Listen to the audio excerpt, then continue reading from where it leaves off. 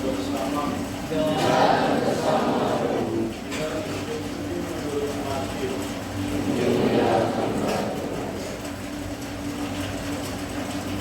pada suatu hari berkata kepada ahli-ahli Taurat dan orang-orang Farisi, "Celakalah kalian, hai ahli-ahli Taurat dan orang-orang Farisi, hai kalian orang-orang munafik, karena kalian menutup pintu kerajaan surga di depan orang. Sebab kalian sendiri tidak masuk dan kalian merintangi mereka yang berusaha masuk. Celakalah kalian, hai ahli-ahli Taurat dan orang-orang Farisi, hai kalian orang-orang munafik, sebab kalian menelan rumah dan jaga-jaga, sementara mengelabui tiga orang dengan doa yang panjang. Sebab itu kalian pasti akan menerima hukuman yang berat. Celakalah kalian, hai ahli-ahli Taurat dan orang-orang Farisi, hai kalian orang-orang munafik, sebab kalian mengalami lautan dan belajar daratan untuk mencobakan satu orang saja menjadi penganut agama.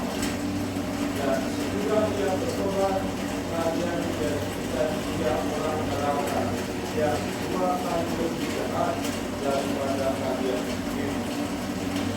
Celakalah kalian, hai pemimpin-pemimpin juga yang berkata, bila bersumpah demi baik suci, sumpah itu tidak sah, dan lagi bersumpah demi emas baik suci, sumpah itu tidak. Baik kalian orang-orang bodoh dan orang-orang buta, manakah yang lebih penting, emas atau baik suci yang mewujudkan emas itu? Dan kalian berkata, bila bersumpah demi mesbah, sumpah itu tidak sah, tetapi bersumpah demi persembahan yang ada di atasnya, sumpah itu tidak. Baik kalian orang-orang buta, manakah yang lebih penting, persembahan atau mesbah yang mewujudkan persembahan? Karena barang siapa bersumpah dengan demi mesbah, dia bersumpah demi mesbah dan juga demi segala sesuatu yang terletak di atas. Dan barang siapa bersumpah demi bait suci, dia bersumpah demi bait suci dan juga demi dia yang suci. Dan barang siapa bersumpah demi surga, dia bersumpah demi takhta Allah dan juga demi dia yang bersemayam di atasnya. Demikianlah sabda Tuhan.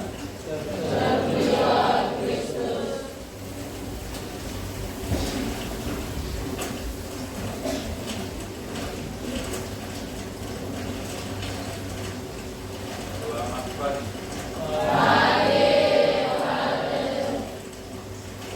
Kalian tahu yang namanya jembatan. Jembatan itu gunanya berapa? Jembatan itu gunanya berapa?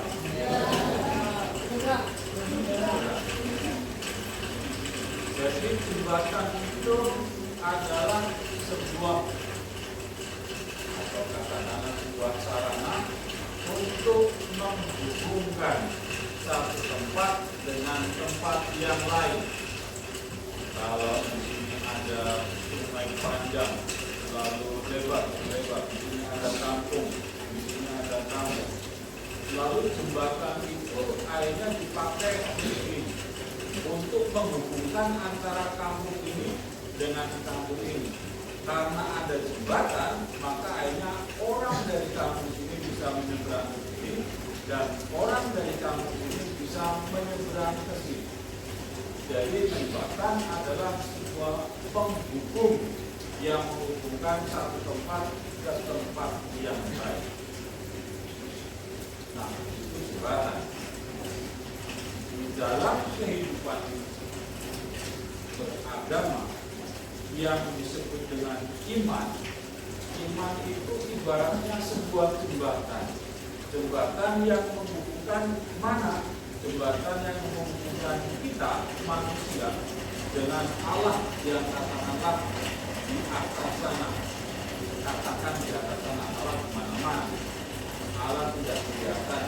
Nah, iman itulah ketika seseorang itu memiliki iman, dia memiliki semacam kayak jembatan penghubung antara dirinya sebagai manusia dengan Allah yang maha segalanya. Nah, maka ketika orang punya iman, Allah pun juga akan bisa berkomunikasi dengan dia.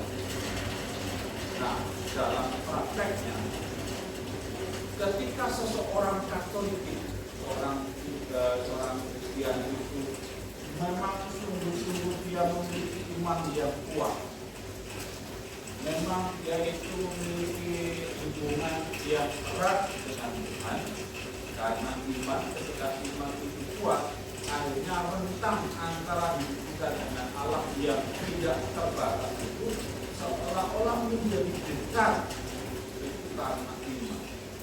Nah, ketika seseorang itu siapapun dia, bukan hanya pater, bukan hanya frater, bukan hanya suster, tetapi bahkan seorang awam, seorang tua, bahkan seorang anak-anak, ketika imannya itu kuat, dia menjadi bukan hanya jembatan dengan Allah, justru dia akan menjadi jembatan antara orang lain menuju kepada Allah.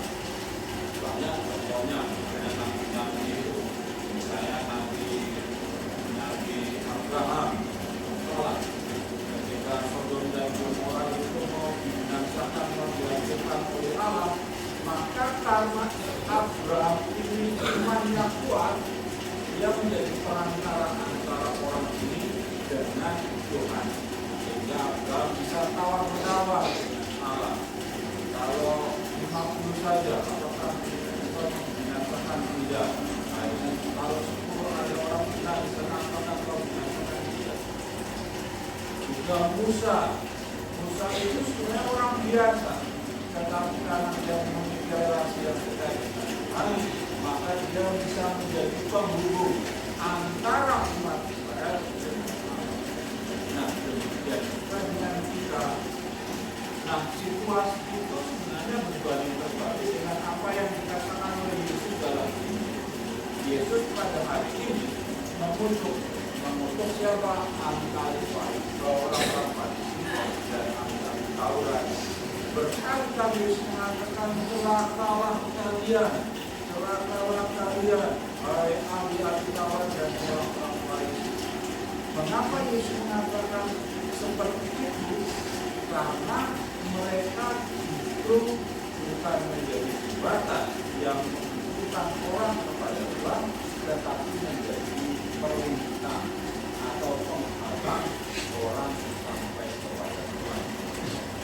Nah, sebenarnya kita sebagai orang Katolik, sebenarnya kita itu tidak akan melakukan begitu lahir kita menerima sakramen baptis, dosa kita dihapuskan.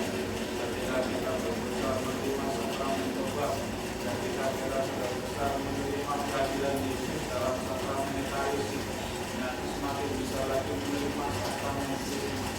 Nah, kalau kita sudah mendapat banyak dari Tuhan, maka hukumnya itu wajib kita juga bisa menjadi pengantar atau penghantar orang sampai kepada Allah. Kembali dalam pelayanan hari ini kita menghormati Tuhan. Semoga iman kita tetap dikuatkan, bukan untuk hanya keselamatan kita sendiri, tetapi membawa semakin banyak orang sampai kepada